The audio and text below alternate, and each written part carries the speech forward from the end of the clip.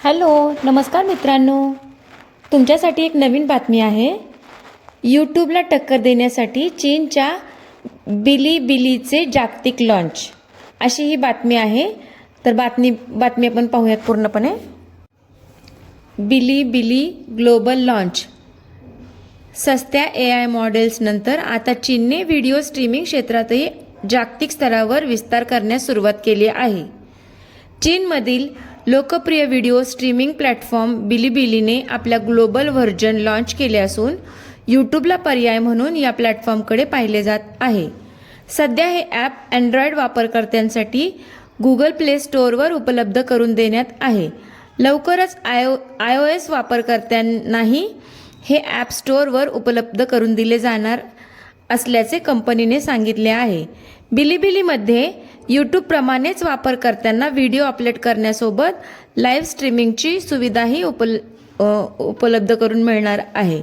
विशेषतः जेन झेड आणि तरुण वर्गाला लक्षात घेऊन या प्लॅटफॉर्मची रचना करण्यात आली आहे. मित्रांनो, कंपनीने आपल्या अधिकृत X प्लॅटफॉर्मद्वारे बिलीबिलीचे जागतिक स्तरावरील लॉन्च जाहीर केले आहे. ग्लोबल व्हर्जनचा उद्देश आंतरराष्ट्रीय कॅटेटचे वितरण वाढवणे, स्थानिक गरजेनुसार प्लॅटफॉर्मचे लोकलायझेशन करणे आणि साइन अप प्रक्रिया अधिक सुलभ करणे हा असल्याचे कंपनीने स्पष्ट केले आहे. लवकरच लोकलाइज्ड कंटेंटमध्ये ऑप्टिमायझेशन हे फीचर्स जोडले जाणार आहे. आंतरराष्ट्रीय व्हर्जनच्या ॲपमध्ये वरच्या बाजूला ग्लोबलचे चिन्ह दिसणार आहे. यूट्यूबप्रमाणे बिलीबिलीवर क्रिएटर्सना आपल्या कंटेंटमधून कमाई करण्याची संधी मिळणार आहे. मात्र या प्लॅटफॉर्मचे वैशिष्ट्य म्हणजे क्रिएटरने पहिला कंटेंट अपलोड केल्यानंतरच कमाईची संधी उपलब्ध होऊ शकते. यूट्यूबप्रमाणे कमाई सुरू करण्यासाठी स्वतंत्र मॉनिटायझेशन पात्रता निकष पूर्ण करण्याची आवश्यकता नसल्याचे सांगण्यात आले आहे. ही गुड न्यूज आहे मित्रांनो तुमच्यासाठी. आंतरराष्ट्रीय कंटेंट मोठ्या प्रमाणावर प्लॅटफॉर्मवर उपलब्ध करून देणे हा बिलीबिलीच्या ग्लोबल विस्तारामागील महत्त्वाचा उद्देश आहे. उपलब्ध माहितीनुसार कंपनीने मिस्टर बीस्ट सारख्या आंतरराष्ट्रीय क्रिएटर्सना आपल्या प्लॅटफॉर्मकडे आकर्षित केले आहे. ग्लोबल व्हर्जनमध्ये साइन अप प्रक्रिया बिलीबिली ग्लोबल लॉन्च अत्यंत सोपी करण्यात आली आहे. अधिकाधिक क्रिएटर्सना प्लॅटफॉर्मचा वापर करावा, त्यासाठी कोणत्या प्रकारचे ओळखपत्र किंवा आयडेंटिटी व्हेरिफिकेशन ठेवण्यात आलेले नाही. त्यामुळे आंतरराष्ट्रीय स्तरावर नवा क्रिएटर्सना बिलीबिलीशी जोडणे कंपनीसाठी अधिक सोपे होण्याची शक्यता आहे.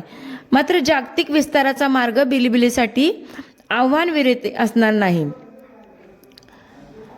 कंपनीने loss angel, London, Mexico city, Sao Paulo, Istanbul आणि टोकियो येथे नोकरीच्या संधींसाठी जाहिरातीही प्रसिद्ध केल्या आहेत.